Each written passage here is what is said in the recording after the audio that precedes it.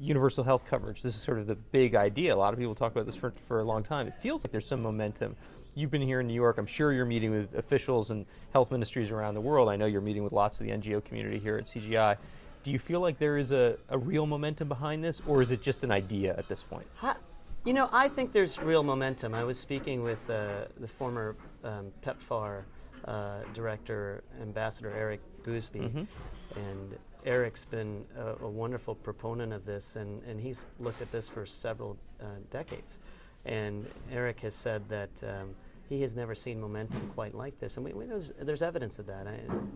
There's certainly the need couldn't be more urgent. The World Health Organization recently released a report saying at least 400 million people on the planet have no access to basic health services.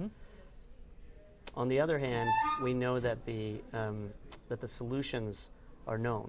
Yeah. Right? We need, again, strong primary care systems. The Gates Foundation and the World Bank just announced, amongst others, a primary healthcare performance initiative.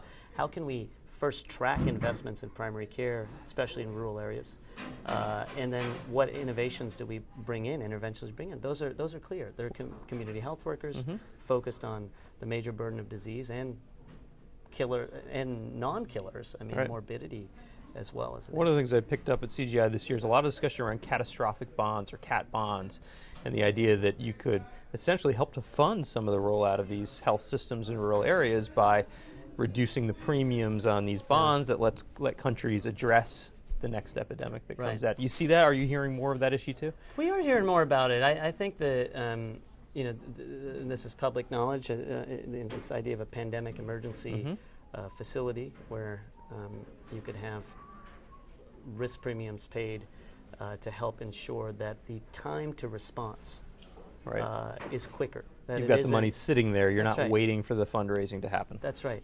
I think one of the visions articulated by World Bank President Jim Kim, who's a physician, is to unlock the funds within hours or days, not weeks or months. And this opportunity with the pandemic emergency facility, as well as the insurance idea, would offer that financing. I think another component needs to be carefully thought about, which is how do we leverage the ability for a country to respond and have support for that financing to ensure that they are able to prepare their country and reduce the risk that there is an epidemic in the first place. Right. And I guess the big next test will be the next epidemic. Yeah, it will be. I'm confident that if we want to reduce our risks the greatest, it will be that we can figure out how to do that by investing in these rural areas. I mean, we know. Let me put it this way: we know that that Ebola was in West Africa, documented in Liberia in the medical journals in the late 1970s. In a German medical journal, it was documented that a study looking for Lassa fever, almost a cousin of Ebola, documented antibodies amongst several communities in Liberia and to Ebola, which meant that people had exposure to Ebola. It was there.